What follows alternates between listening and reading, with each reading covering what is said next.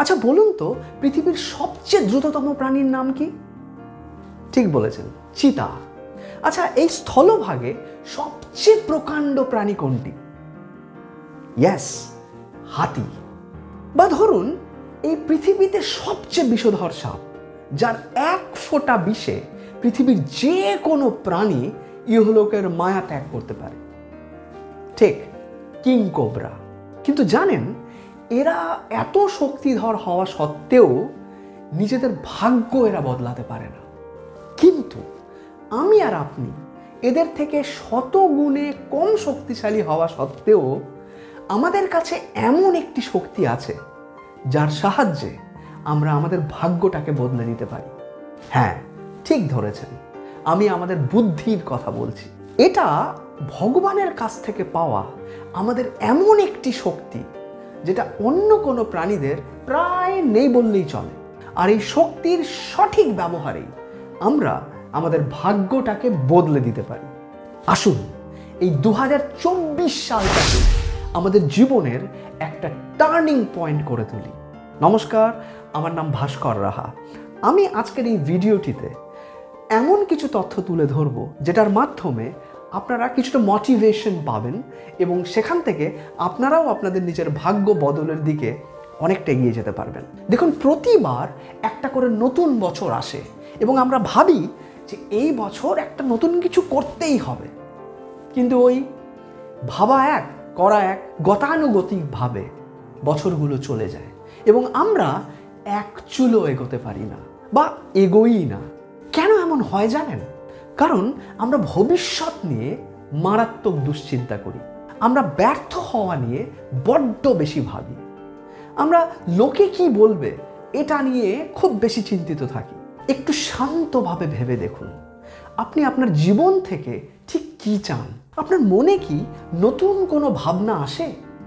দেখুন, যারা এই পৃথিবীতে সফল হয়েছে তারা সবাই কোনো একটা ছোট ভাবনা থেকে নিজেদের যাত্রা শুরু করেছিল।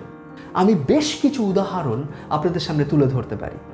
যেমন ধরুন, অ্যামাজনের মালিক জেফ বেজস, নামটা নিশ্চয়ই শুনে থাকবেন। তার ভাবনা ছিল ইন্টারনেটে বই বিক্রি করার।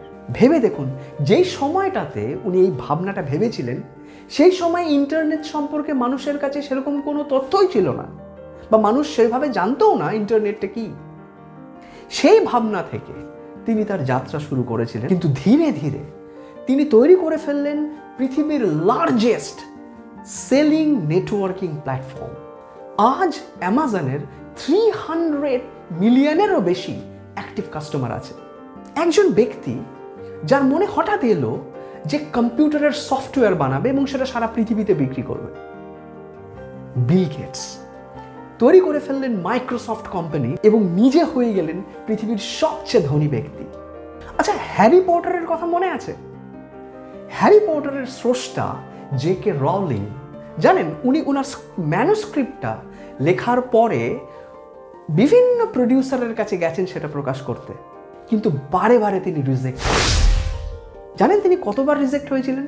একবার, দুবার, তিনবার না, 12 বার হ্যারি পটারের ম্যানুস্ক্রিপ্টটা বিভিন্ন প্রডিউসারের কাছে রিজেক্ট হয়েছে। রাউলিংয়ের মানসিক দৃঢ়তাকে কুর্নিশ জানাতে হয় যে পৃথিবীর সবচেয়ে এন্টারটেইনিং বিকৃত বইটি তার হাত ধরেই এই পৃথিবীতে এসেছিল। একটা ছেলে, তার হঠাৎ মাথায় এলো এই সোসাইটিকে ভার্চুয়ালি কানেক্ট করার কথা। লোকে বলল, তুই কি পাগল নাকি, এমন কি কখনো হয়? সেই ছেলেটি মার্ক জুকারবার্গ তৈরি করে ফেললেন পৃথিবীর সবচেয়ে পপুলার নেটওয়ার্কিং প্ল্যাটফর্ম ফেসবুক। আচ্ছা, আজকের শিশুরা মিকি মাউস ছাড়া সম্ভবত অসম্পূর্ণ, কিন্তু এর স্রষ্টা ওয়াল্ট ডিজনি যখন এই মিকি মাউসের আইডিয়াটা নিয়ে এসেছিল তিনি বাজেভাবে রিজেক্ট হয়েছিলেন।